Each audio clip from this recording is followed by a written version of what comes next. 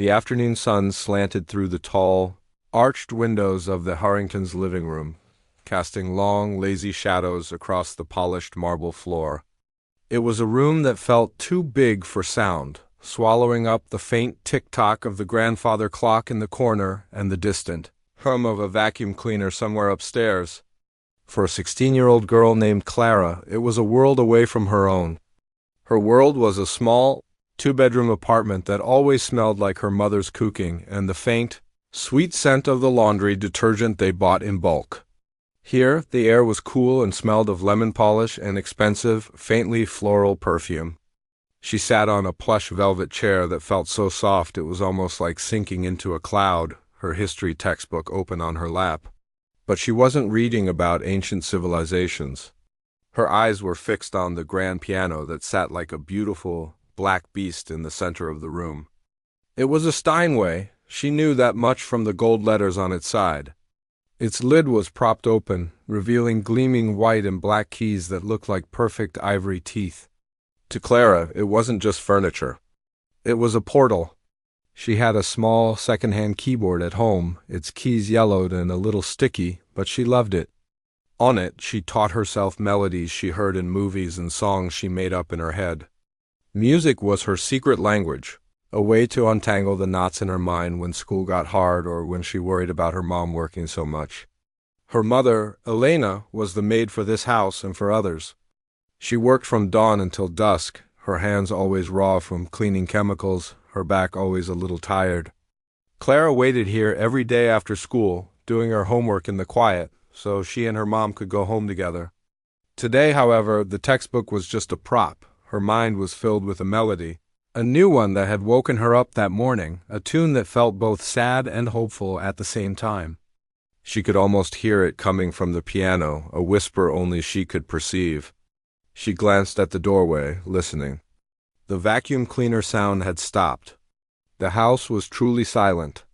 Her mom would be busy for at least another hour, finishing up the upstairs bedrooms. A nervous energy fluttered in her stomach.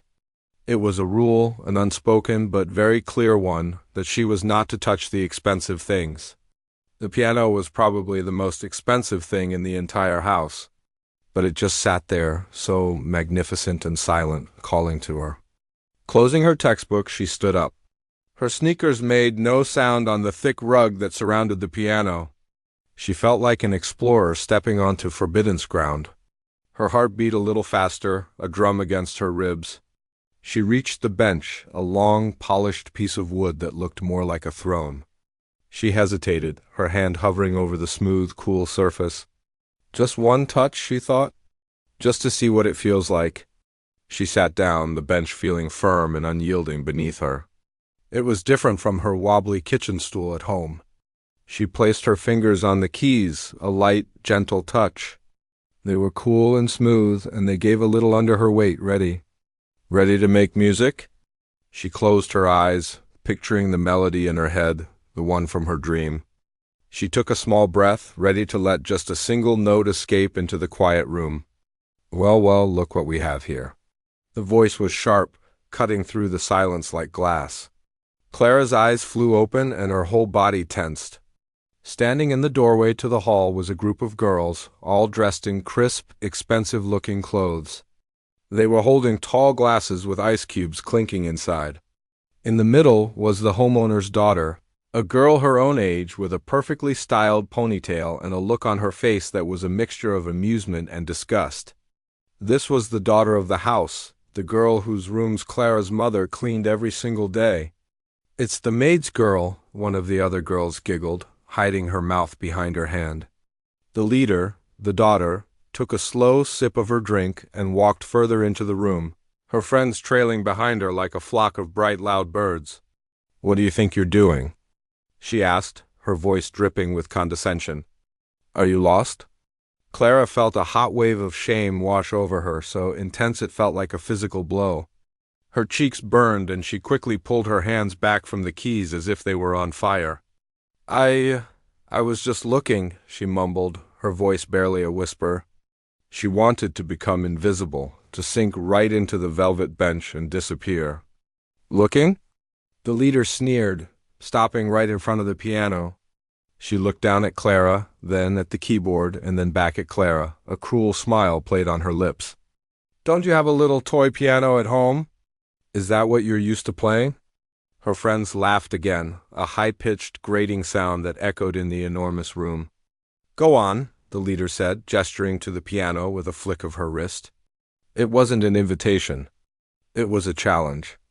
"Play something for us. Let's hear what the Maid's girl can do." The other girls chimed in, their voices a chorus of mockery. "Yeah, play us a song." "This should be good." Clara's throat felt tight. Her fingers, which were usually so nimble on her own keyboard, felt clumsy and fat. She could feel all their eyes on her, boring into her. She knew they weren't expecting real music. They were expecting a joke, a clumsy, funny noise they could laugh at. But a tiny, defiant part of her didn't want to give them that satisfaction.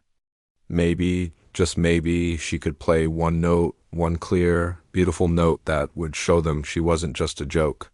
Her hands trembled as she placed them back on the keys. She tried to remember the melody from her dream, the sad and hopeful tune, but her mind was a blank, panicked space. All she could think about were their faces, their smirks, their waiting laughter. She pressed down on a key. The sound that came out was not the clear, beautiful note she had hoped for. It was a dull thud, her finger having slipped and hitting the key awkwardly. A snort of laughter came from one of the girls. That was it. The spell was broken. Clara tried again, her fingers fumbling for a simple C major scale, something she could play in her sleep.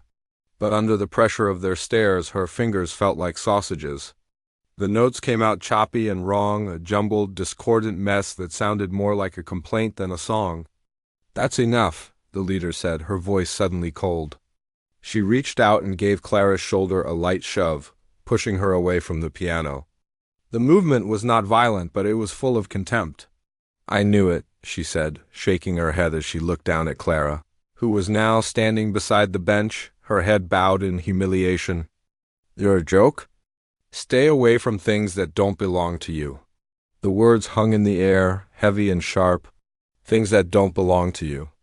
It wasn't just about the piano. It was about everything. The beautiful house, the expensive clothes, the easy confidence they all had. It was a world she could see but never touch.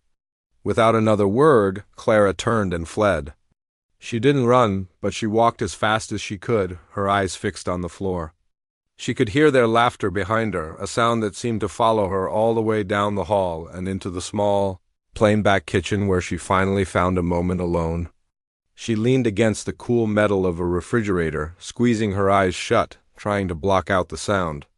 But it was no use. The laughter was inside her head now, mixed with the girl's cruel words.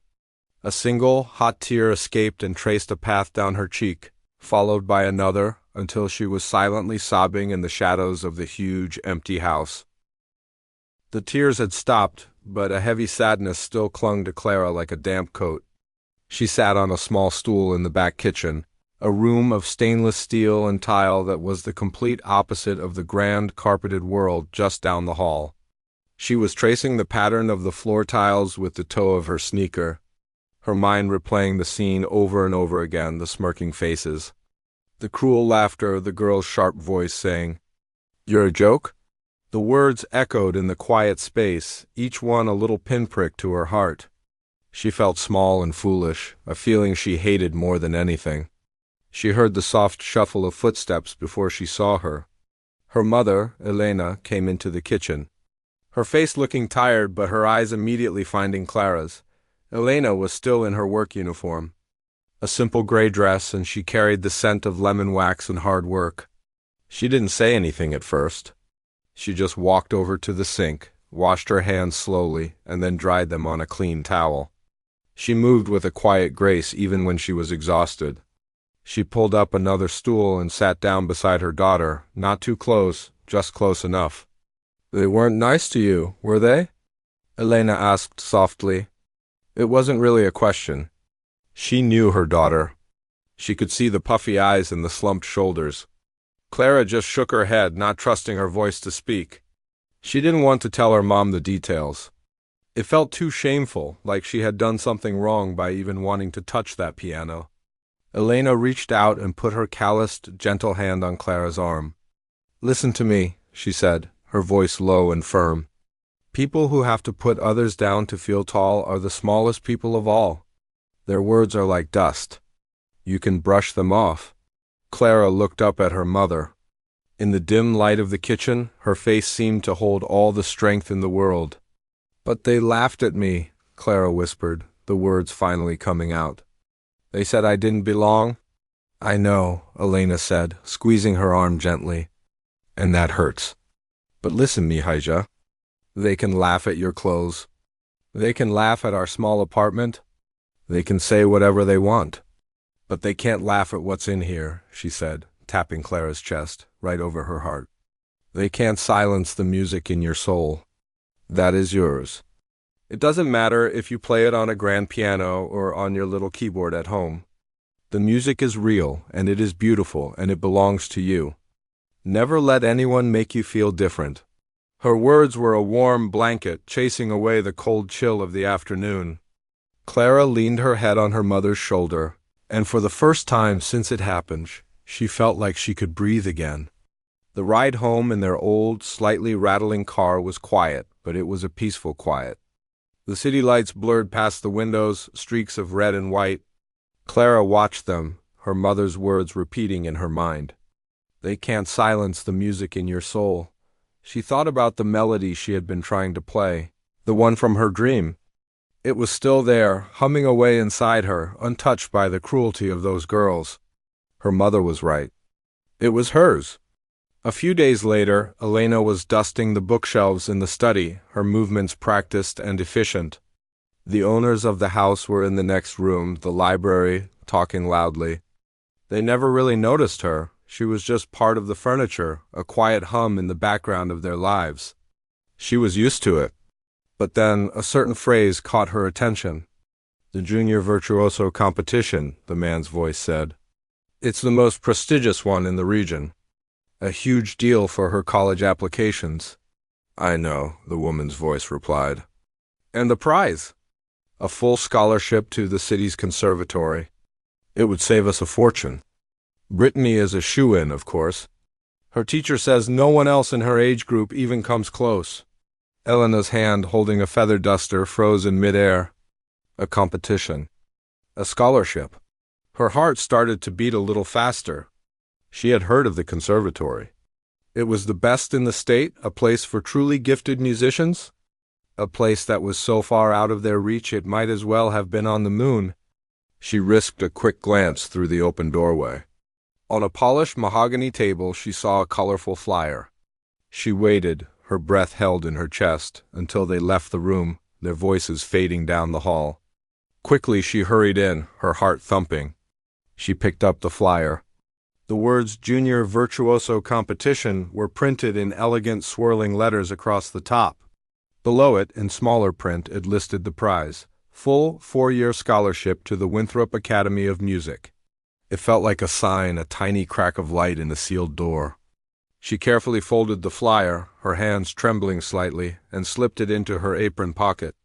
That evening, after a simple dinner of rice and beans, Elena didn't immediately turn on the small TV in their living room like she usually did. Instead, she sat down at the small kitchen table across from Clara. She looked nervous and a little excited. "I found something today," she said, her voice low. She pulled the crumpled flyer from her pocket and smoothed it out on the table, pushing it toward her daughter. Clara looked down at the paper. She read the title, and her eyes widened as she read about the prize. "Mom, where did you get this?" "It was at the house," Elena said simply. They were talking about it, about how their daughter is going to win. Clara looked at the flyer, then back at her mom. A flicker of the old shame tried to creep in. The daughter of the house, the girl who had mocked her, was going to compete. I can't compete against her," Clara said, her voice barely audible. "She's probably been taking lessons since she was born." "Maybe," Elena said, leaning forward. "But can she play with her heart? Can she make the piano cry or sing? Can she tell a story with the music like you can?" Clara looked down at her hands. I don't know. I do, Elena said firmly. I've heard you. You have something special, Clara, something that can't be taught in a fancy lesson. She pointed to a line on the flyer. Look, it says you can perform an original piece. Hope, a dangerous and fragile thing, began to bloom in Clara's chest. An original piece. She could play her own music, her melody, her story. Then her eyes scanned down to the bottom of the page and her heart sank. The entry fee? It was a huge number, a sum of money that was more than they made in a month. It was an impossible amount. We can't afford this, Mom, she said, the hope instantly deflating. It's too much. Elena was quiet for a long moment. She looked around their small apartment, at the second-hand furniture, at the patch of worn-out linoleum by the sink. She looked at her daughter's face, so full of talent and so full of doubt. She had worked her whole life to give Clara a roof over her head and food in her belly. But she had always dreamed of giving her more, of giving her a world of choices. This flyer, this crumpled piece of paper, felt like the only key she had ever been handed to unlock that world. We will find a way, Elena said, her voice full of a conviction that surprised even herself. I will take extra shifts. I can clean some other houses on the weekend. We will save every penny. It might take a while, but we will do it. Clara stared at her mother, seeing the fire in her eyes. It wasn't just about the money or the competition anymore. It was a promise that her mother believed in her, completely and without a doubt. And in that moment, looking at the determined face of the woman who worked so hard for her, Clara made a decision. The shame from the other day was still there, but it was smaller now, replaced by a new feeling, a quiet, fierce determination. She would not let those girls be right. She would not let her mother's sacrifice be for nothing. She would enter. She would compose a piece of music so powerful, so full of everything she felt, that it would leave no room for laughter. She would play for her mom. She would play for their future. She reached out and placed her hand over her mother's on the table. Okay, Mom, she said, her voice clear and steady for the first time all day. Let's do it. The decision was made, a silent pact sealed between a mother and daughter across their small kitchen table. But the reality of their promise quickly settled in, heavy and daunting. The entry fee was a mountain, and they had only a few small stones to start with. Clara watched as her mother's life became a blur of work. Elena was already a hard worker, but now she was something else entirely. She left before the sun was up and came home long after it had set, her face etched with a deep exhaustion that hadn't been there before. Some nights she would take on extra cleaning jobs at other houses, returning so late that Clara would already be asleep. Clara would wake up in the morning to find a few crumpled bills left on the table for her, the silent evidence of her mother's sacrifice. It made Clara's heart ache with a mix of gratitude and guilt. She knew she had to make this worth it. But there was another, even bigger problem. The keyboard in their apartment, the one with the sticky keys, was no longer enough. The music she was creating in her head was too big, too complex for its small, tinny speakers. She needed a real piano. She needed to feel the weight of the keys, to hear the full, rich sound that only a grand instrument could produce. The thought of asking to practice at the Harringtons' house was impossible.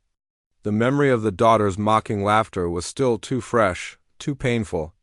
She felt trapped, her beautiful melody locked inside her with no way to get it out.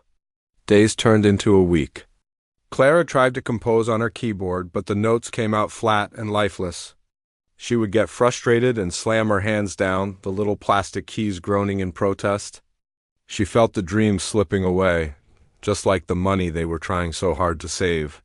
One afternoon, while waiting for her mother in the back garden of the mansion, she sat on a stone bench, her head in her hands. She was so lost in her frustration that she didn't hear the soft crunch of gravel behind her. "Everything all right, miss?" a gentle, raspy voice asked. Clara looked up. It was Mr. Gable, the old groundskeeper. He was a small, wiry man with a face like a worn leather map and kind eyes that seemed to see everything. He was always tending to the rose bush or mowing the vast lawn, a quiet presence in the background of the grand estate. I'm okay, Clara mumbled, looking down at her worn-out sneakers. Mr. Gable didn't leave. He leaned on his rake, looking out at the perfectly manicured lawn. It's a funny thing about music, he said, his voice soft. It doesn't care about how big your house is or how much money you have. It just wants to be heard. Clara looked up at him, surprised. He gave her a small, knowing smile. I hear you sometimes, you know. When you're waiting, you hum little tunes. They're beautiful. Clara felt her cheeks get hot. Nobody had ever noticed that before. It's nothing, she said. Nothing important. Anything that comes from the heart is important, he said simply. He was quiet for a moment, then he leaned in a little closer. The family is going away this weekend. A whole 3 days. To their summer house. He paused, his eyes twinkling. The piano gets very lonely when they're gone. It doesn't like being silent. Clara's breath caught in her throat. She stared at him, not quite daring to believe what he was suggesting. The side door to the music room? It has a tricky lock, he continued, his voice barely a whisper. Sometimes if you jiggle the handle just right, it forgets to stay locked. He straightened up and tapped his rake on the ground. It would be a shame for such a beautiful instrument to sit there all alone, don't you think? He gave her a little nod and then shuffled away, leaving Clara sitting on the bench, her heart pounding with a sudden, wild hope. That Friday night, Clara waited until the house was completely dark and silent. Her mother had already gone to bed, exhausted from a double shift. Clara slipped out of their apartment and walked a few blocks to the Harringtons' mansion. The moon was full, casting a silvery glow over the property. The house looked like a sleeping giant. She found the side door Mr. Gable had mentioned, tucked away in a shadowy corner. Her hands trembled as she tried the handle. It was locked. She felt a pang of disappointment. But then she remembered his words.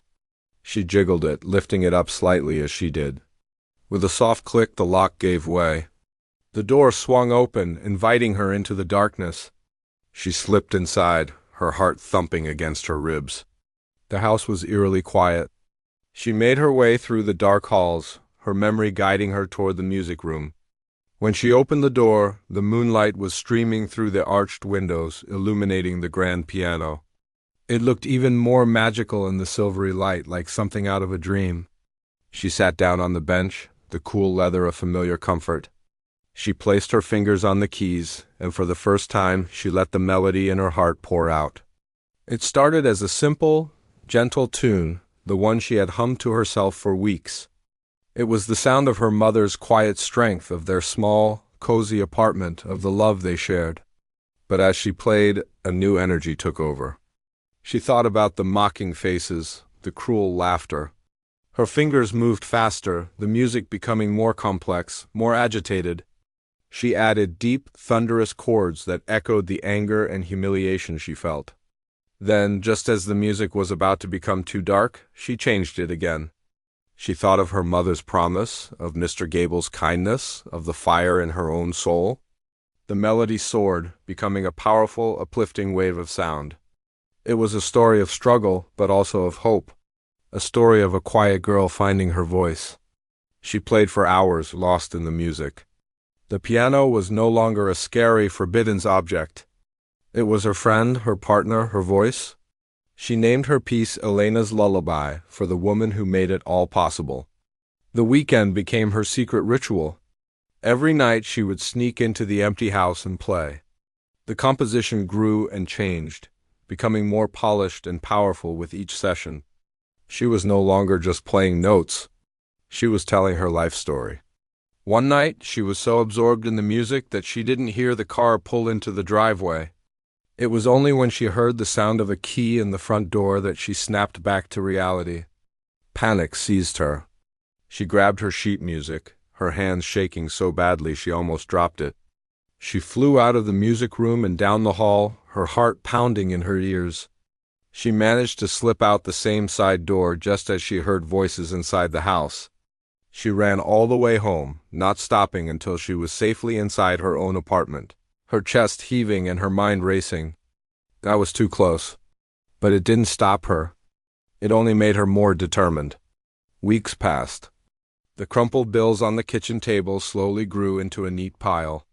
Finally, the day came when Elena counted the money and announced they had enough. They sat together at the table, filling out the entry form for the competition. Clara carefully wrote down the title of her piece, Elena's Lullaby. As her mother sealed the envelope, Clara felt a surge of emotion. The hardest part was over, but the biggest challenge was still to come. She had the music, she had the fee, and now she had a chance. A real chance to stun them all.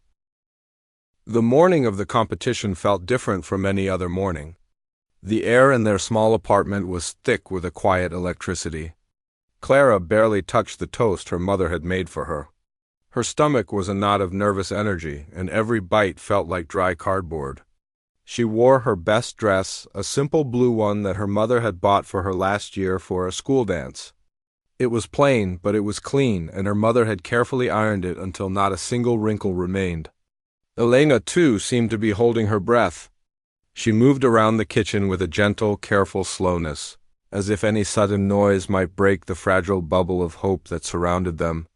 She didn't say much, just a soft, "You look beautiful," and a "Remember to breathe." But her eyes said everything. They were filled with a fierce, unwavering pride that was more comforting than any words could be. The ride to the city's grand concert hall was silent. Clara watched the familiar streets of her neighborhood give way to the towering, gleaming buildings of downtown. The concert hall was a massive, beautiful building of white stone and tall glass windows. As they walked inside, Clara felt like she was stepping into another world. The lobby was filled with people dressed in silk and velvet, talking in low, confident voices. The air smelled of expensive perfume and anticipation. Clara suddenly felt very small and very out of place in her simple blue dress.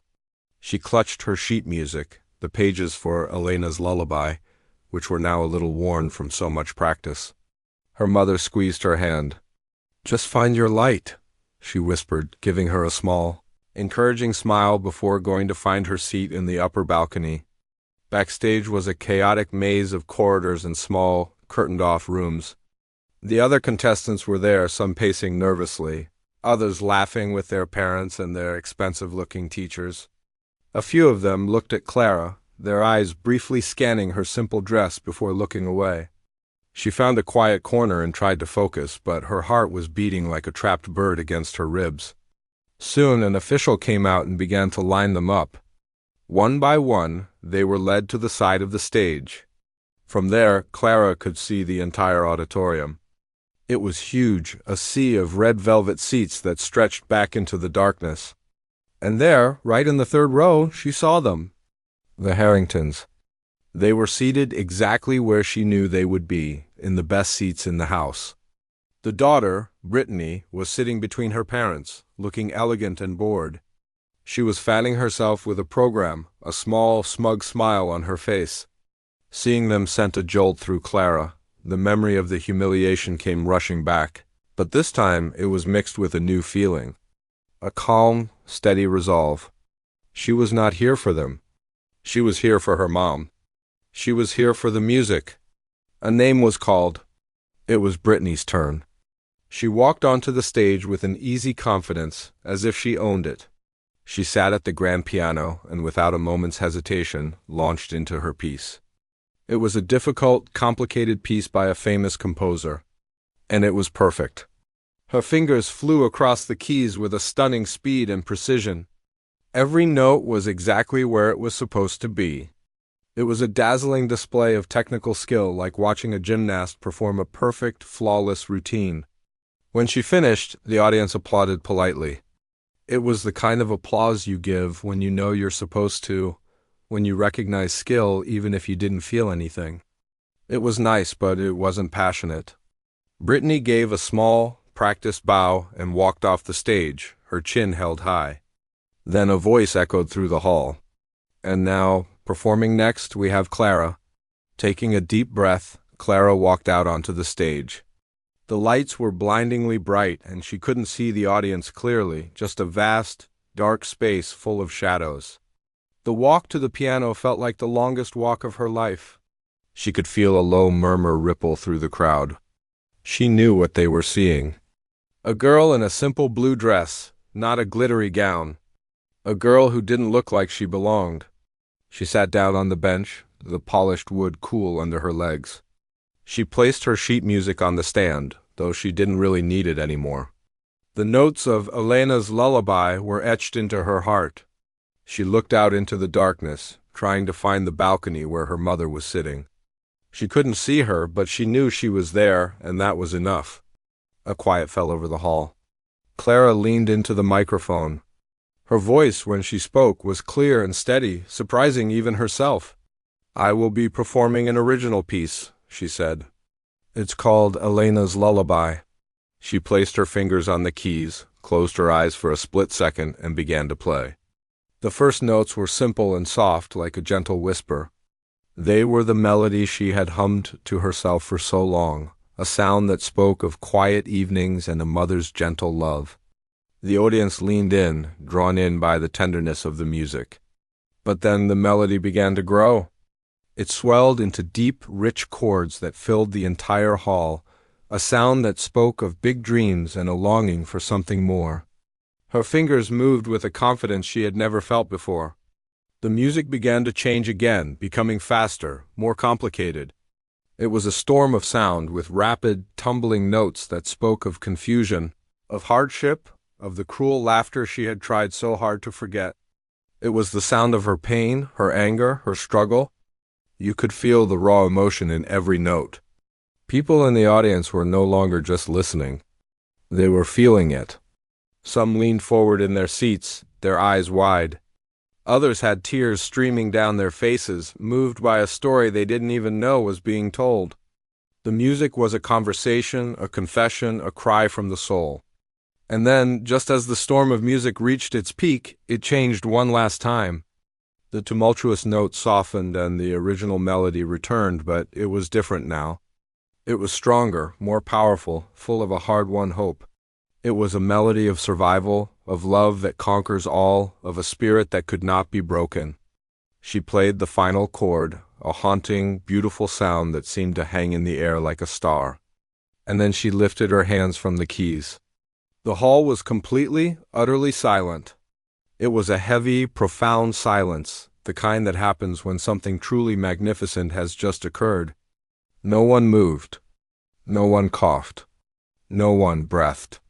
It was as if the entire audience was under a spell, the echoes of Clara's music still vibrating in the air and in their hearts.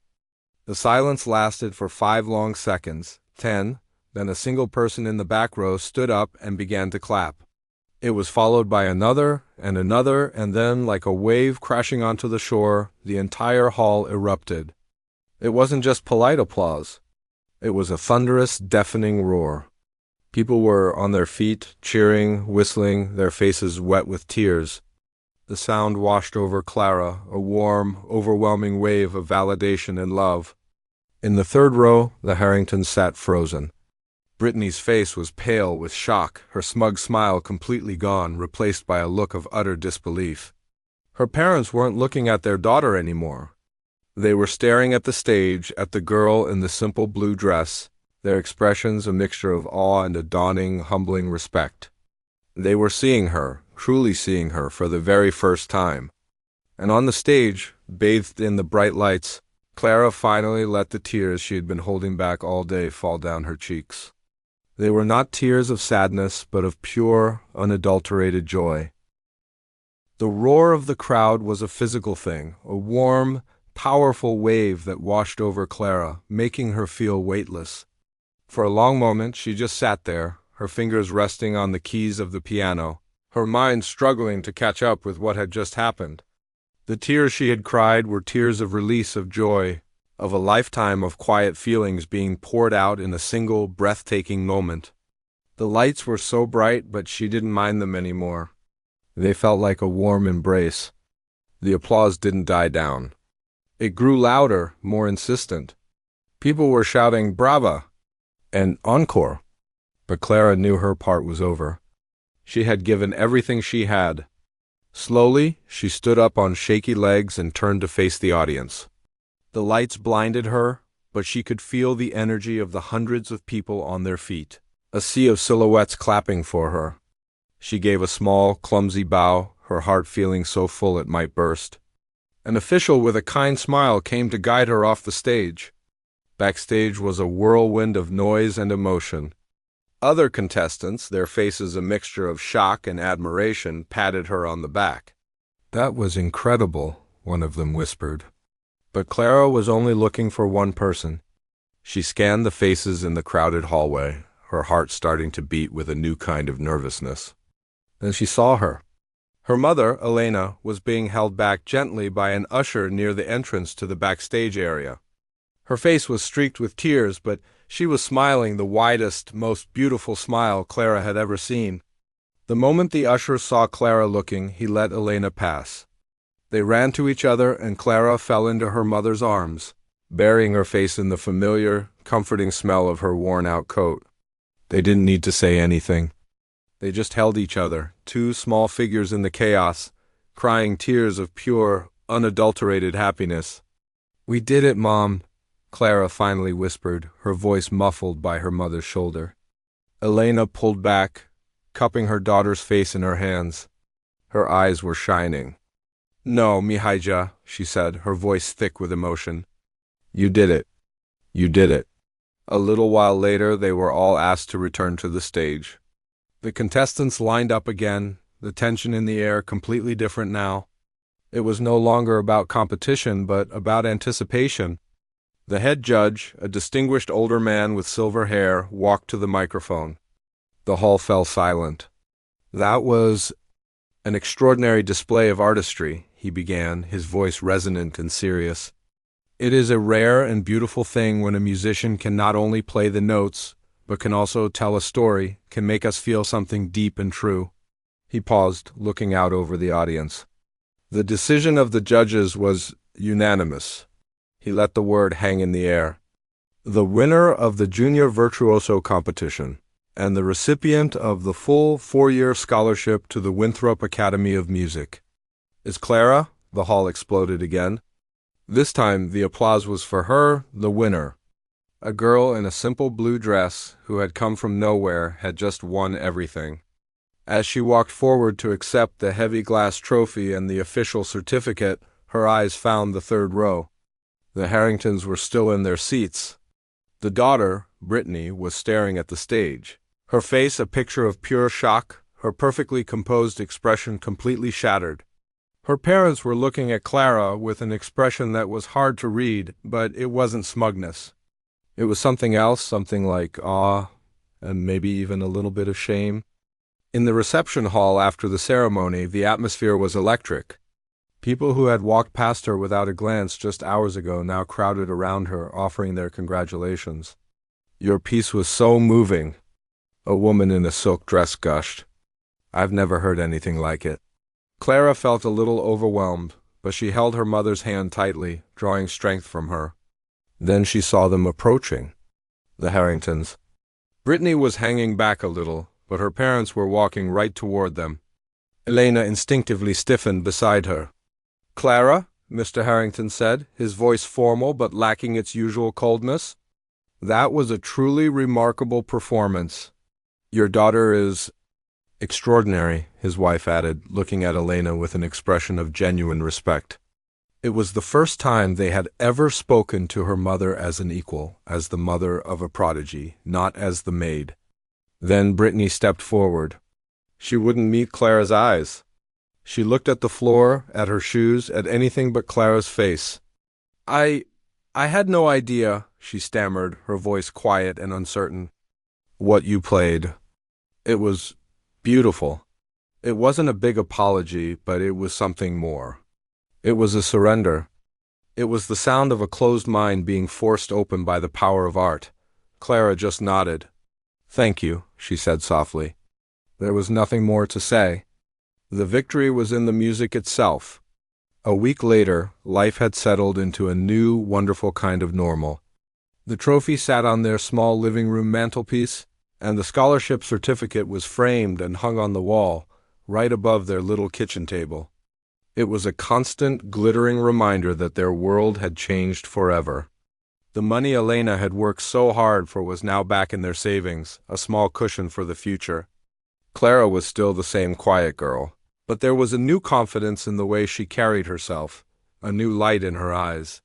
One evening, Clara was sitting at their small kitchen table, sketching out some new musical ideas in a notebook. Elena was at the counter, humming softly as she made a cup of herbal tea. The apartment was filled with the warm, cozy feeling of home. It was the same apartment, the same life, but it felt different. It felt bigger, full of possibility. Clara put down her pencil and walked over to the corner of the living room where her old second-hand keyboard stood. She sat down on the wobbly stool, her fingers finding their familiar place on the slightly yellowed keys. Her mother turned from the stove, a gentle smile on her face. "Mom?" Clara asked, her voice soft. Elena turned to face her fully, waiting. Clara looked at her mother, at the woman who had sacrificed everything, who had believed in her when no one else did. She thought about the grand piano on the big stage, the roaring crowd, the shiny trophy. But none of that mattered as much as this moment right here. "Can I play this for you?"